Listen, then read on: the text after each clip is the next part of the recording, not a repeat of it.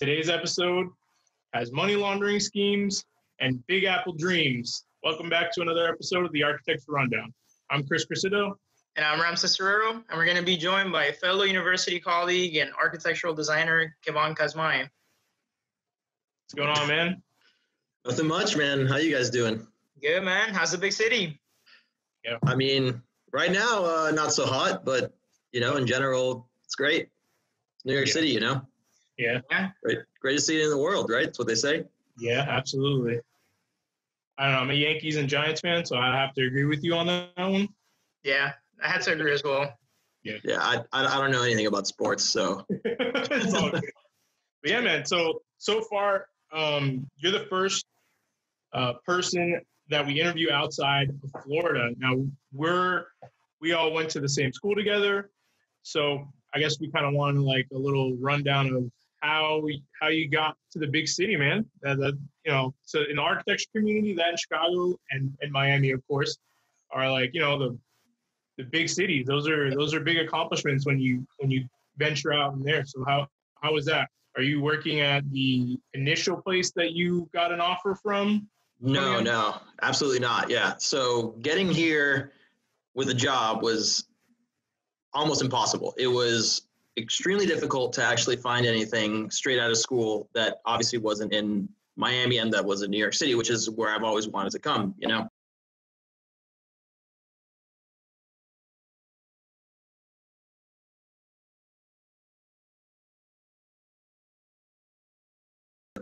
That seems like a very long crusade. What happened afterwards? What are you currently doing right now? So I took like the last, I'd say, month of my job there that I was just sitting on my computer at work, working on my resume, working on my portfolio, applying to more jobs in the city. At that point, I was, a little bit more confident that I can get another job more, a little more easily than I did getting this first job because I was already in the city. I had a bit more experience, all of that. So I just, after about a month, I was able to find a new job. Nice, man.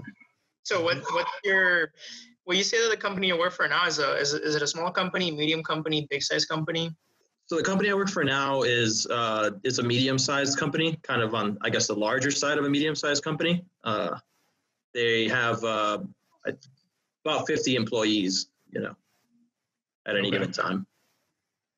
And what type of work do they typically specialize in? So my firm does, I'd say 99% of it is large-scale, affordable housing, multifamily buildings in and around like New York City. So including all 5 boroughs, Manhattan, Staten Island, Bronx, Brooklyn, Queens, Okay. Do they let you kind of spread out in your experience, or they have you just kind of like drafting all day? No, it's actually a great place. I'm really happy with it because they actually let me spread out and do all kinds of things, like one day I'll be there doing, renderings for a project. And the next day I'll be working on a CD set for, another project. And then I'm doing construction administration work, working on submittals and coordinating with the GC and, contractors to subcontractors to do, whatever needs to be done for a project on any given time. And then another day I'll be doing SD and, Okay, so that's really cool. So they kind of run through every single phase within the architectural process. Yeah, they kind of do everything from beginning to end. Yeah, that's pretty great. I know a lot of companies that they typically stop at like DDs, Mm-hmm. right? Or for any of you that might not know what DDs are, is design development, and they kind of hire a subconsultant for the construction administration phase and also the construction documents phase. So it's pretty cool that right out of school you get to work for firms that offer everything, and they kind of let us work in every single phase, so we were able to get experience. Yeah, I definitely feel pretty lucky to be able to be doing that because like you said, I know a lot of friends that I just ended up stuck at a firm that's just doing one thing, right? Literally just one thing. Yeah. Yeah. So what you say is exactly what you expected coming straight out of school, or is your experience different? And I mean your second job. Obviously your first job is a little bit unorthodox, and I don't think any of us or any of our friends, speaking for the two of us, I believe, have gone through this whole adventure that you experience moving to the Big Apple. Well, I mean, the one thing I could say about that first job is that it got me up here, right? And it got some experience on my resume, I guess. It's true. Everything, I feel like everything is a learning experience, right? Yeah, definitely. I've been at jobs that I'm not necessarily happy, but they have molded me into the architect and the person that I am today. And I mean that with typical jobs and also like design related jobs. So I think it's good, right? We get to learn a little bit of something, and we get to learn exactly what we don't want to do. Yeah, that's true. Yeah, I think that's the best learning experience you can get from a place like that. Yeah. And what would you say the typical workflow in your office is like? Like what type of programs do they typically use, and how do they subdivide projects and work amongst employees or yourself? So my office is, primarily Revit based. I'd say like everybody in the office is an expert or almost expert with Revit, with the exception of maybe one or two older people that have been there for a while and just, are using CAD. But yeah, we primarily do everything in Revit from start to finish. And the only exception being we work a lot with, New York City zoning is something that's very, very intensive compared to a lot of the rest of the country and even the world. I would imagine. Yeah. So we sometimes have to use Excel for some of the zoning spreadsheets and calculations as opposed to just using Revit schedules. Although we do end up using primarily Revit schedules to do all the zoning sheets in a drawing set. But some calculations like the initial zoning analysis stuff has to be done in Excel. So yeah, typically we'll start with looking at the code, for our specific lot. We'll input all our information into an Excel file. We'll kind of, mass out the building envelope in Revit, and then we'll move on throughout the process just using Revit the entire way. And then towards the end, we just use V-Ray to render within Revit. Okay, so you guys do. There's an echo in the back. So you guys typically do the post-production and the rendering process in-house? Yeah. Okay. And but the thing with that is that in the current office, there's really only two people that render or that know how to render. So that being me and one other person. So we end up being the two that takes like the brunt work of the rendering stuff.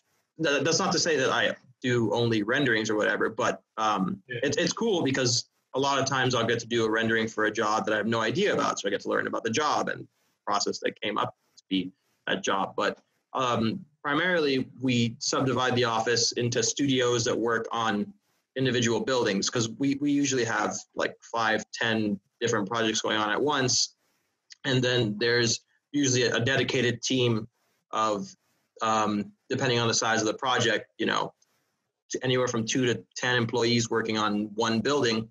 And then those employees also will work on minor stuff for other buildings as well. So right now I'm doing, getting a project ready to be submitted to the New York City Department of Buildings, while also doing construction administration for a completely separate project at the same time. Nice. And then rendering work here and there for another one. Cool. So you're learning the whole gamut, which is great.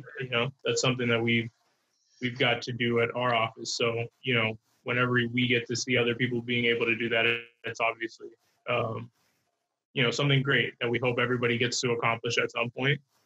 But what is like the one lesson you learned from school that you were able to turn into or bring into the professional setting?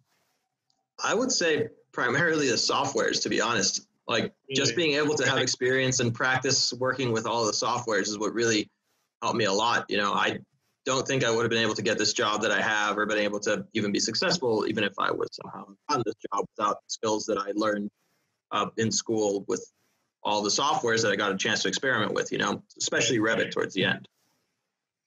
Okay. I totally agree with that. I mean, I've known you since we started right? We both started undergrad together, and you're a very charismatic guy. You're very good at presenting and getting your point across. So I can see how, how you came with those skills already that a lot of people, they tend to develop while they're in school. So I can see how the main thing you learned was, exactly. Yeah. That's a good point, but I think though, like that really is kind of true of me too. Like, although I might have had some charisma at the beginning, it doesn't mean that like architecture school didn't completely strengthen that, because I think that had I not gone to architecture school, I wouldn't be able to, present anywhere near as well as I do, especially in front of like a 50-person firm, versus in architecture school. So that definitely was another positive. Yeah, that's something architecture school does a really good job at, and is about hardening you and teaching you how to take criticism in a way that you don't take it personal, and how to present your ideas and your process in a carefully formulated way that makes sense. And it's something that we don't only use within the field or the schooling portion of it, but we kind of utilize through life, which I think is a beautiful thing. Yeah, being able to articulate your ideas like clearly, I think is something that architecture and like communications, kind of like we've said in past videos, that whole communication aspect and just like being able to sit down with a person one-on-one, as well as being able to talk to, like you said, a 50-person group and articulate the same point with the same clarity is extremely important. And you do learn that through architecture school. Yeah, I feel like, so Chris and I, for anyone that's watching this that probably has no idea yet, Christopher and I we've been blessed to be able to work together straight out of school. And I think the first meeting that we ever went to together in the company, it was a pretty important meeting for a government project that we are not allowed to disclose because it's a little bit confidential.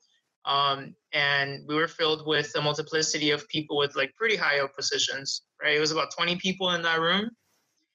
And our boss at the time, he kind of pushed us to give the whole presentation when it came to our portion of the project, and when it came to like the pitching for it. And we're still young, right? We're fresh out of school.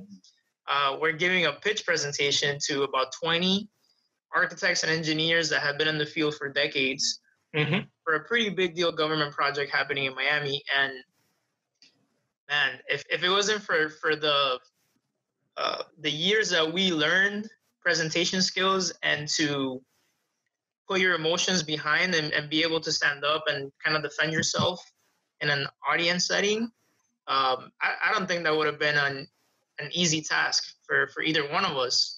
And I don't believe that either one of us would have handled it as well as we did.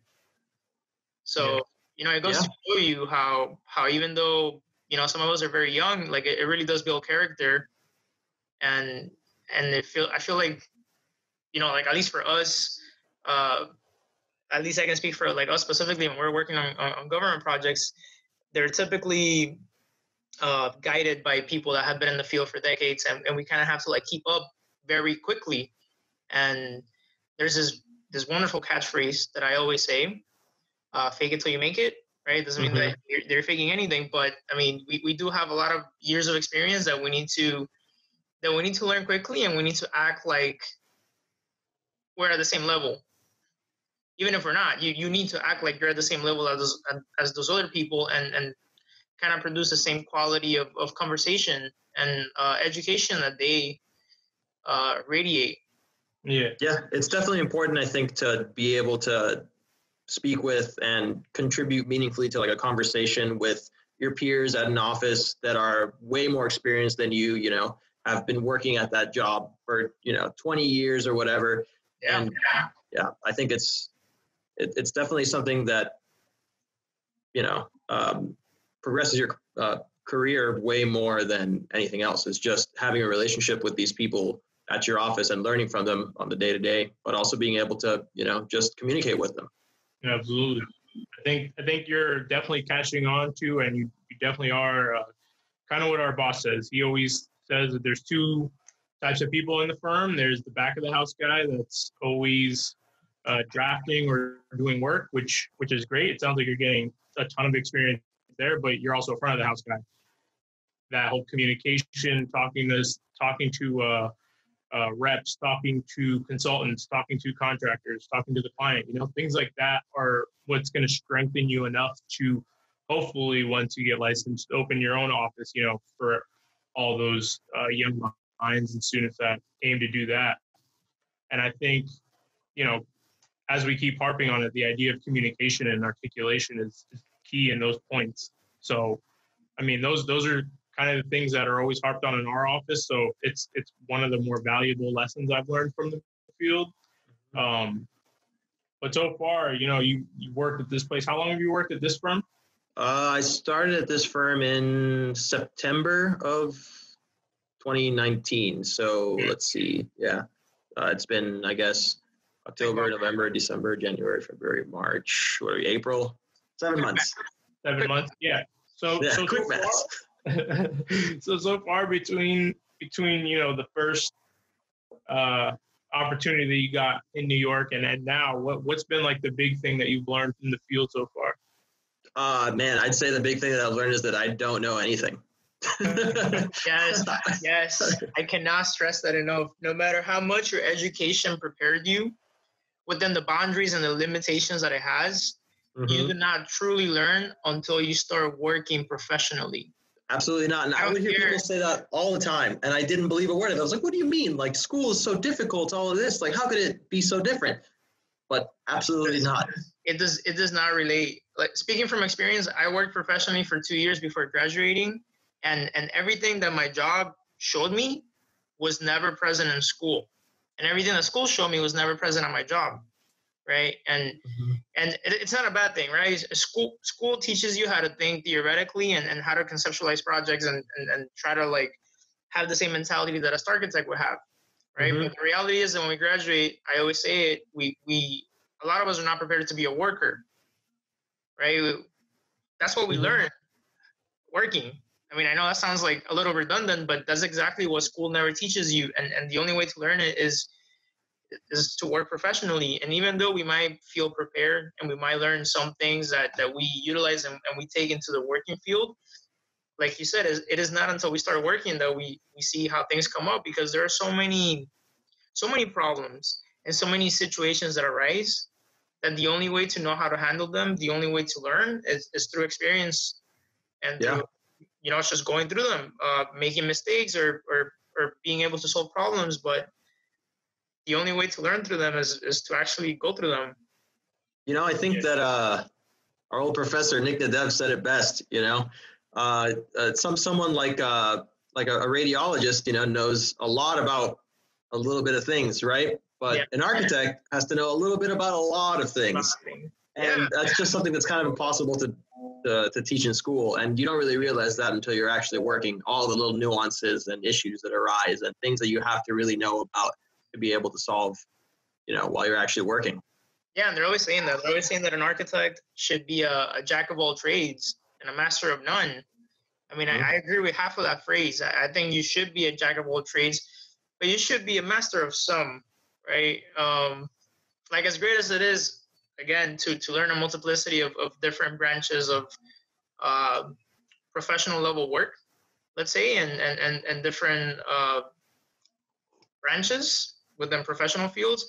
I do believe in the fact that we should not necessarily specialize in one thing, but we should kind of develop this kind of workflow in which we are able to do one thing like really, really well, apart from knowing how to do everything else well. Because sadly, that's something that comes with the profession. I feel like every employer expects you to know everything. And correct me if I'm wrong, but I mean, we look at job listings, right? It's always like almost every single program that almost every company uses, and it's always like, oh, these are all the requirements, and we want 3 or 5 years from you. And and it's an entry level job. If you have this certificate, is a plus. And like you said, for an entry level job, most likely a low paying job, right? Because they expect you to be a superstar. And it's kind of hard to live up to those standards when some companies and some employers expect you to know everything, but they don't want to pay you, or they don't want to value you as someone that knows everything, but as another cog in the machine. I think that, you're touching on a point there that's really important. It's that as architects, I think that we're incredibly undervalued. Yes. Right. You know, I don't understand how someone who can go through such intensive schooling, you know, for such a long amount of time and then work so hard, you know, because architects work pretty hard on the job, you know, get paid as little as we do. I know that, you know, there's people that make a lot of money, but that's what, 10, 20 years after graduating, if you're lucky. And then if you're even luckier, you have your own firm and you actually make money, right? Yeah. But as just an architect working for a firm, unfortunately, there's not that much money out there to be made. There's not. I always say that it's a career that you have to love, because I don't think everyone has the mental stamina to work so hard as we do and as the other professionals do, to get as undervalued by the general public and as underpaid by the employers as a lot of architects do when they're coming straight out of school, or like you said, when they have less than 5 years of experience under the tool belt, right? Because architecture is something that pays depending on your years of experience. For the most part, you could be lucky, you could be really good, you could be, you know, overpaid or pay really well from the get-go. But for the most part, that's not how it works. For the most part, we all start at the bottom. Even if we're doing all the work, our pay starts at the bottom.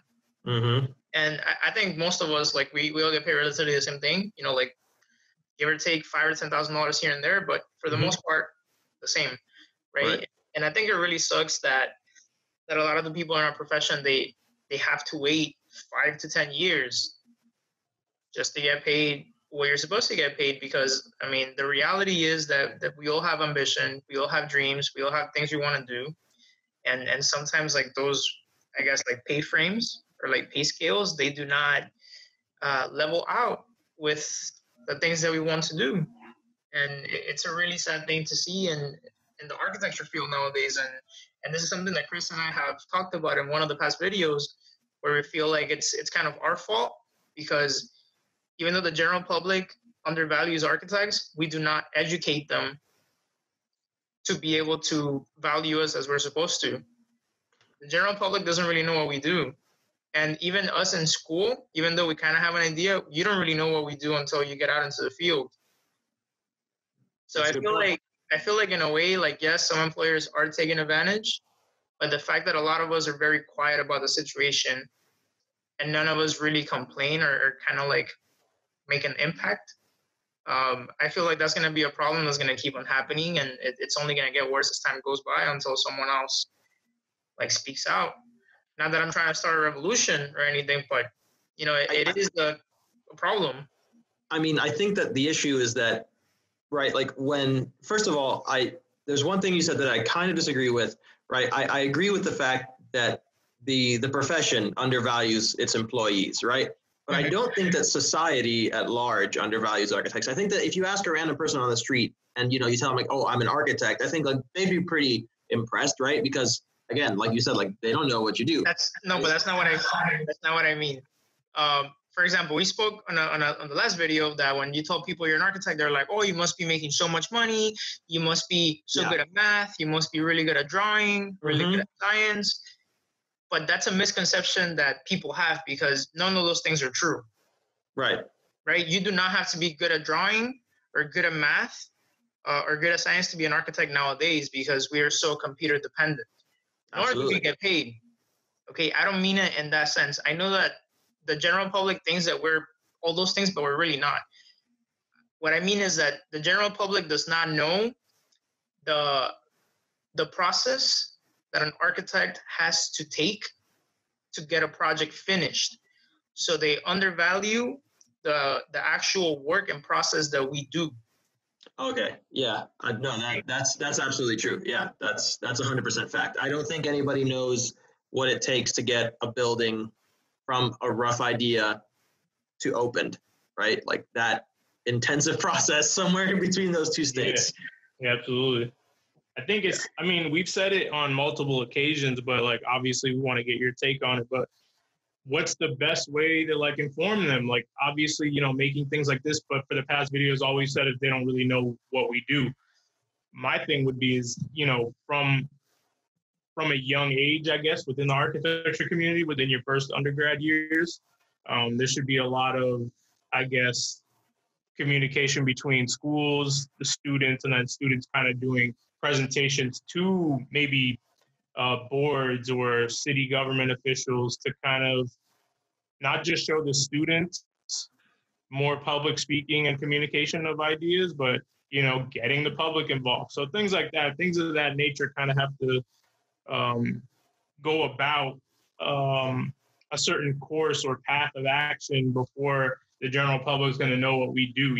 If all we do is say, hey, it takes anywhere from 6 months to 2 years to just get this thing drawn and sent through a building department, people are going to be like, okay, I don't know what that means. You know what I'm saying? So like, I think if they get it broken down into minute things, because like, I mean, I don't know about you guys, but I feel like the same thing we're saying about architects and the general public, we can say about architects not really knowing exactly what a doctor does. Like, yeah, I was just about to bring up that point. Yeah. You know what I'm saying? Like, yeah, we don't, but we kind of, not that I'm comparing them, but we kind of go through the same amount of schooling. We have to go through the same amount of professional experience to get licensed. And the only difference is that a doctor, for the most part, and maybe I'm wrong, maybe I'm speaking out of my ass, but for the most part, they have a guaranteed job and they have a very high paying job. On the other hand, the architect goes through the same amount of schooling because it's typically 6 to 8 years, 3 years working professionally, 6 different exams that you have to pass just to get a license. And that's when you're actually able to maybe have the opportunity of making not even a high quantity of money, but an above average quantity of money. Yeah.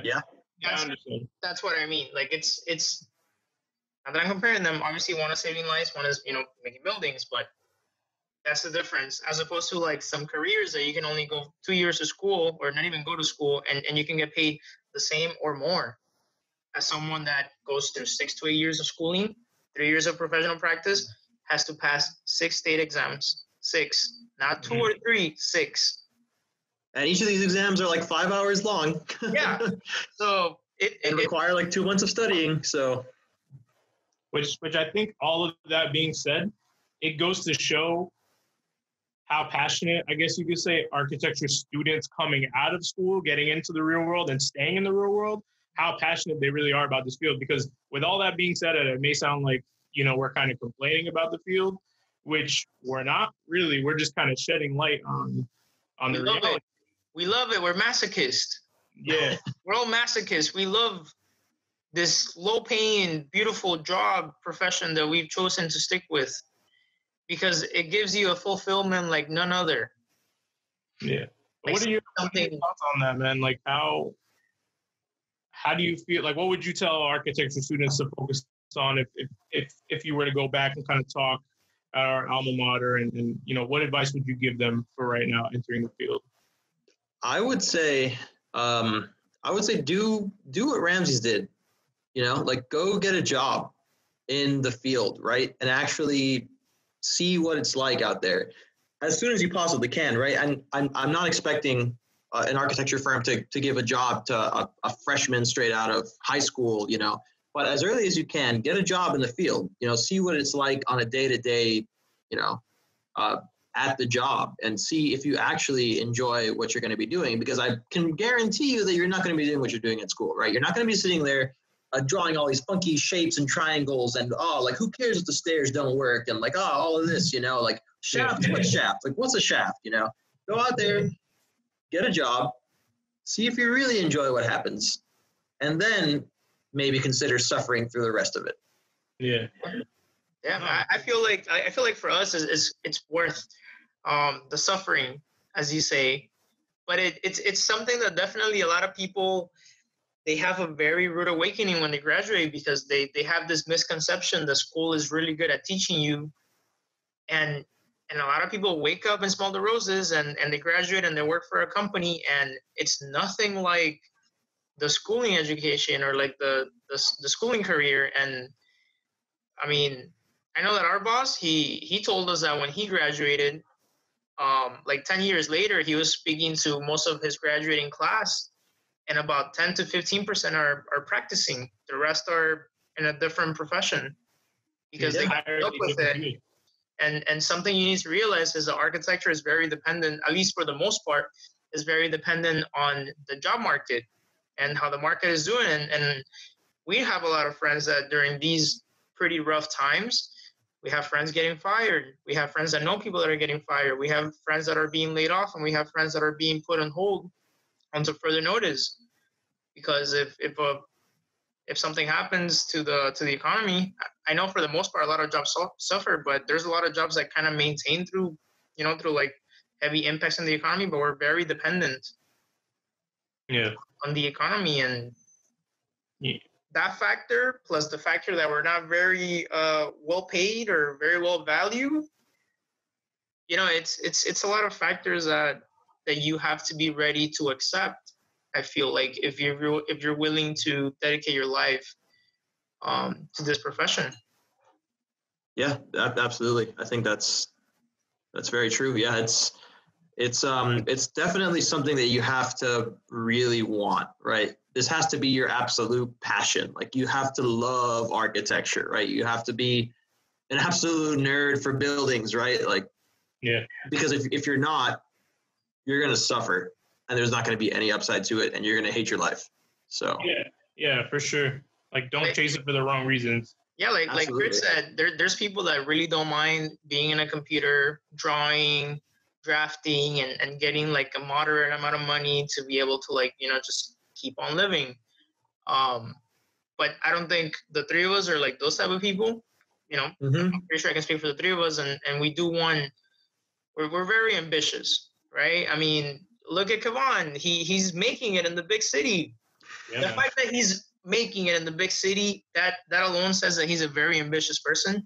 And the fact that he graduated with no professional architecture experience and he's doing it big out there. I mean, he got his second job, right? And he's been able to work in every single phase within the architectural process, which is not something that a lot of people can say fresh out of school.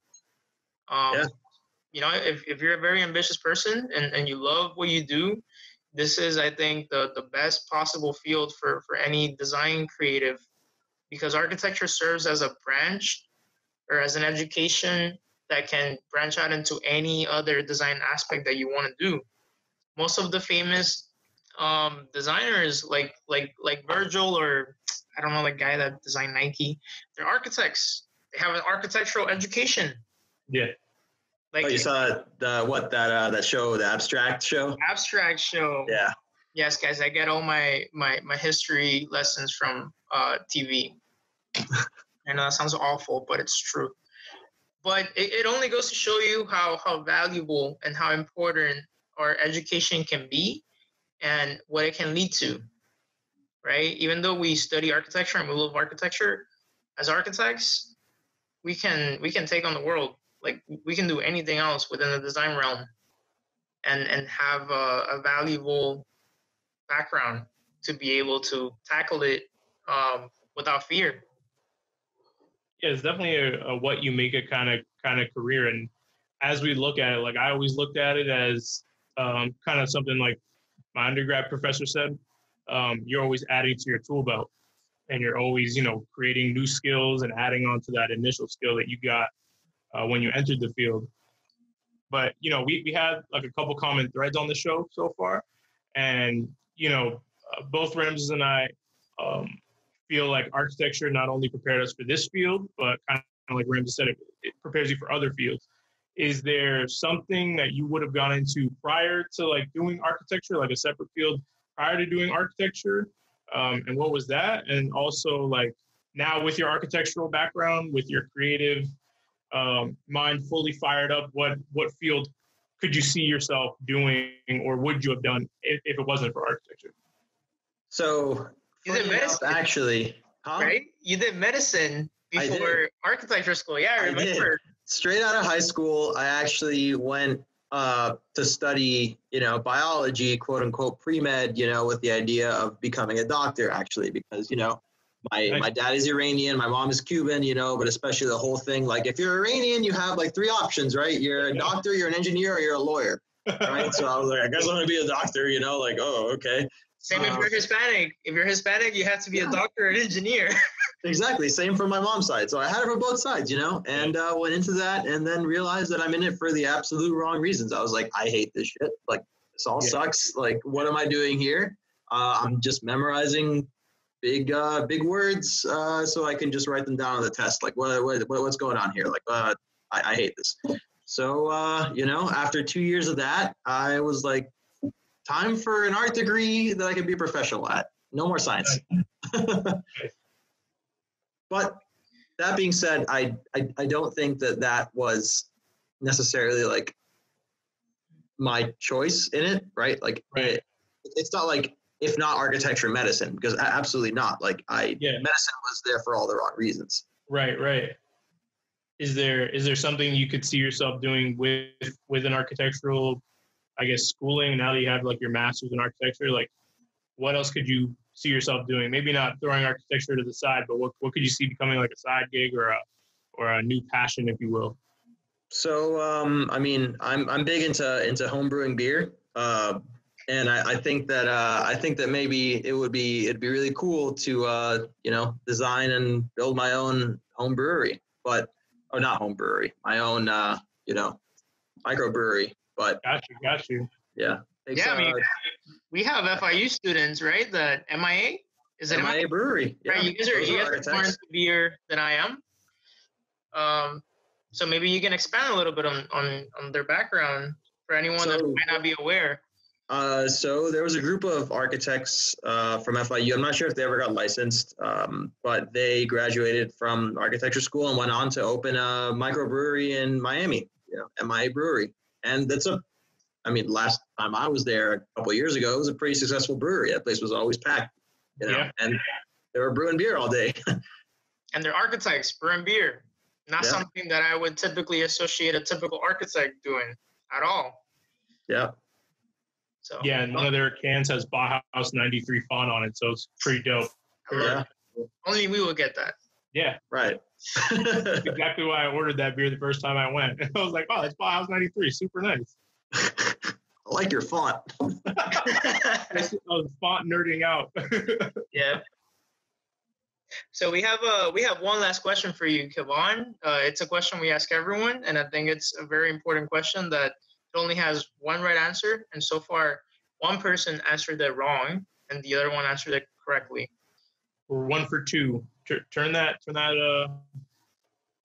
around. So are you will you say you're team Nice or team Corbu? Well, I think they're both. Wow. All right. That's a very strong choice of words. That's a flagrant way to go about it, but I kind of want to hear your deep dive into it. Okay, so I'm gonna have to probably censor that out. Yeah, but sorry, but anyways, I mean, look, architecture-wise, they're both geniuses, right? Like they revolutionized the entire field. But you know, with Mies, you know, he was running the Bauhaus. Hitler comes to power, all of that. He says, hey, you got to shut down the Bauhaus. You know, and he says, okay, sure, you know, whatever. He keeps asking Hitler to keep it open, whatever. Not directly Hitler, but, you know, people in power. Eventually, Hitler says, okay, like, you can open up the Bauhaus, but you got to fire your 2 head dudes who are obviously, like, very, very leftist, and you got to hire these 2 super fascist dudes in place. And he said, nah, screw it, like, I'm closing the Bauhaus, right? So good on Mies initially, but eventually Hitler needed an architect, you know, for the New Germany. And Mies said, you know what, I would love to take that part. Actually didn't get the part, but he participated and he wanted to be a part of Hitler's New Germany. And he actually failed at that, but still a Nazi, right? Yeah, I mean, and what about Corbu? Corbu wrote a bunch of didn't write them, but he was part of a bunch of publications in the 20s and 30s that were super racist and anti-Semitic. And I mean, Villa Savoie, one of his most famous projects, you know, it has a very strong influence on having this privatized entryway for the maids and the servants, and you know, like it very much separates the different economic classes and Not And just that. classes. The entrances were made so they wouldn't be seen, Exactly. you know? So I mean, I feel like this is even though you still have to answer eventually, but I feel like this is really good to shine the light on, because a lot of the architects that school teaches you to kind of like infatuate yourself with and to learn from, even though they might have been revolutionary architects, they were terrible people. And it's a very controversial topic that school doesn't really teach you. Like Frank Lloyd Wright, I really do not like him. I want to say the words that Kevan said, but I really do not like him as a human being and as a person. He might have been a revolutionary architect, and he was very essential to Chicago and to the modernist architecture movement. But he was a piece of work. yeah, huge racist. At the very least, right? And I don't think. I think as global people, which is what architects should be. They should be global people that are very in touch and very respectful of other cultures, and like we should be respectful of everything, right? Like racial status, economic status, everything. A lot of the architects from back in the day, they were not. Yeah. And I don't care how great you are as an architect, but if you're a piece of work as a person, I don't know. I mean, I automatically don't like you. I automatically don't respect you, and that's absolutely. But like, it doesn't mean like, for example, like although like they're both terrible people, right? At the end of the day, probably, right? You can't help but say that they were both great architects, right? Like they both designed some of the most important buildings of all time. You know? Exactly. But I feel like it's something that, I mean, it's a very controversial topic once again, but I feel like it's something that the school really tries to hide from you. Mm-hmm. Right? Because I mean, we took history together. Mm-hmm. Not once, at least from what I remember. I mean, I wasn't the brightest student when I did undergrad. I know you were very applied. I wasn't. I started becoming applied when we got into grad school. But they didn't really teach us like who they were as people, from what I remember. And I feel like that's something very essential for us to learn. But is it their job to teach it? Like, I feel like it kind of boils down to this like common thread that we also talk about on here a lot is like, where do you draw the line between, as a college graduate, master seeking usually student, where do you draw the line between what school should spoon feed you and what you should actually learn on your own for context? To me, honestly, I'm going to say that that's on us to kind of learn. Now, obviously, we asked the Mies versus Corbu as like a very playful, architectural, nerdy question. But as people, yeah, when you boil down most of those big names, they're pretty bad. If you're talking architecture, which usually that's why we ask the question, but it's definitely one-sided. But I think it's on us for a lot of those things to not only influence the culture of architecture, but like how we embrace certain styles and I guess cultural norms, and it's up to us to like kind of push those as well as informing the public and being a little bit more well-rounded when it comes to communication. That being said, you have to pick. That being said, you got to pick one. Who's the better architect? Let's not go by people. Who's the better architect? Better architect. You know what? I'm going Mies, and that's just because. All right. That's the right answer, man. I'm glad, man. But honestly, that's just because of Corbu's plan for Paris. Okay, that's an awful like urbanism. That's fine. A win's a win. I'll take it. Yeah, I'll take it too. I mean, regardless, I really hate that plan. I think that's a complete failure. Exactly. So that's why I'm going with Mies. That's why? That's the only reason? Really? I mean, there's like a slew of buildings that I would say are probably. Yeah, I would agree with Christopher, but that's okay. Like Christopher said, a win is a win. I mean, it's fine. I feel like we spoke about it in the last video. Whoever you idolize, as long as you learn the premises and the ideals behind their architecture, and as long as you know what's successful and what's not successful, such as that plan, it doesn't matter who you like, right? Like again, architecture is art, and art is very arbitrary.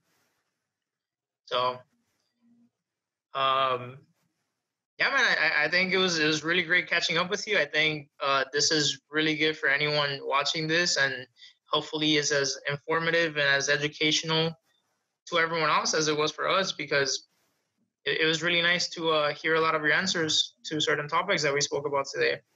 Yeah, it was great talking to you guys too. Thanks for having me. And Absolutely, man. Thank you. hope Thank you you're for staying taking the safe out time. there, man. Here in New York is not doing so well right now. Trying my best, man. Yeah. Well, that was another episode of the Architecture Rundown. Catch you guys in the next one.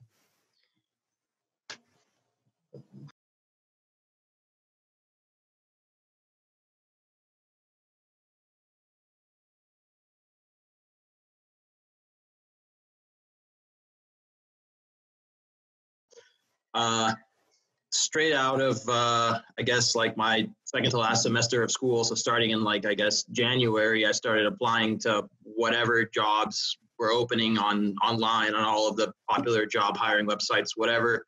In New York City, that was even, first it was strictly, architecture jobs, whatever, strict, whatever that you expect, architect, whatever amount of experience. But Whatever. then, I started opening it up to different options, because I was like, oh my God, I've applied to 30 jobs. I haven't heard a single thing back. So I started applying in whatever engineering firms, construction firms, anything like that that'll have me. And, it was getting towards the end of the semester and I was getting worried because I was like, oh man, like it's time to move and I don't have anything secured. Mm-hmm. And, had a couple Skype interviews here and there, but nothing really came of it until, all of a sudden I got an offer from this one job that seemed like a great offer. It seemed like a cool firm, whatever, salary was good. There, start date was perfect. So I decided, let's try this out. So I actually ended up getting this offer on the day that I was presenting my thesis in, architecture school. I finished presenting, took out my phone, whatever, mess around. So I had an email and it was the offer letter from this job. So it was kind of like a double whammy, like boom, thesis done, presented, job offer in the books, signed, out of there. And you also won your thesis award, right, from your studio. I did, yeah. So that must have been a really exciting day for you, I would imagine. It was a pretty good day, yeah. Right? It's two wins back to back. 2 wins. For sure. What happened? Where did that one take you? So I moved up to the city in, I guess, May or early June. And I remember it was like I moved up and I had put my start date like an idiot, like as quick as possible. So like I moved up and it was like I'm starting, like I got there on a Friday and it was like I'm starting on a Monday. So I was like, oh man. Yeah. But whatever, managed to get all that done, new city to live in, all of that. And got to work the first day and I was like, oh my God, it's like a job. It was in the office was in the World Trade Center on like a crazy high floor with this crazy view of everywhere. And nice. And I noticed, like the only employees of this place they had one licensed architect, is on and off again girlfriend. They had a licensed engineer and they had a couple lawyers, and then the big boss man, who was this like multi-billionaire New York City developer dude, like the classic image of like the super rich billionaire New York City developer guy. That was the boss. So he actually had, as my time there kind of added up, I realized that like, what are we doing here? Like what do we actually do? Like I haven't really done anything since I've been here. Like I'm doing these stupid little tasks and these all seem kind of pointless. But I was like, it's my first job. Like, I don't know anything about the field. Like, maybe it's what it's like, whatever. And, then I started noticing, like we'd have meetings, whatever. And this was a place that they specialized in modular construction. So they actually had a factory out in, you can realize that from these meetings, as they went on and on, the boss had no idea about anything to do with architecture or construction or anything. He was just like an investor. He has no idea of how like the construction industry works. But then again, neither did I at the time, right? I had just graduated from school. But in talking to the architects and whatever, you realize like, oh, okay, like something strange is going on here. Mm-hmm. So as time went on, I was fine with the job. I'd go there, whatever, 9 to 5, sit around, do a little bit of work here and there, deal with the engineer for a bit. We mock up stuff in Revit for fun, because we had nothing to do.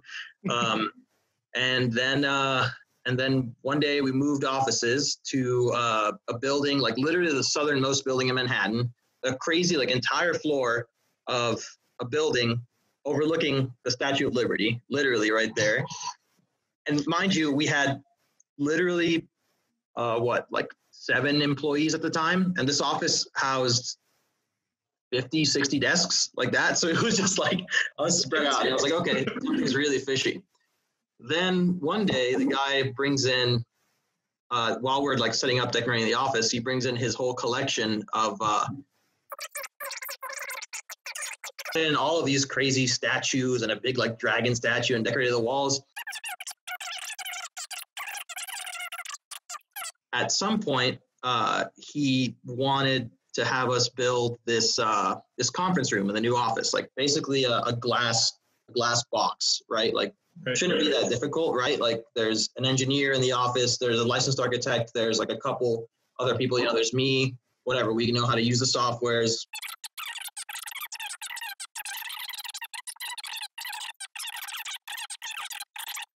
But the architect and the engineer and spoke to one of the lawyers, and we were like, hey, listen, man, like this guy wants us to do this.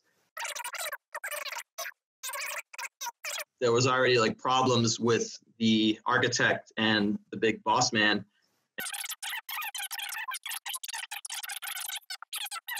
That's when I decided to quit. And right as I was going to quit, this guy actually decided to hire, I'm not kidding, 40 interns to come in and sit around while we had absolutely no work to do.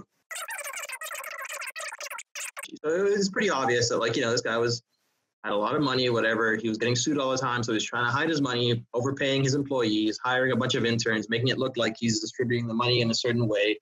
Yeah. But you never know. Maybe he was watching too much Ozark. Yeah, man. You were in Ozark season 4 right now, man. Yeah, it's a very popular TV show. A lot of people might tend to want to replicate that show. I've never seen the show, so I don't know, but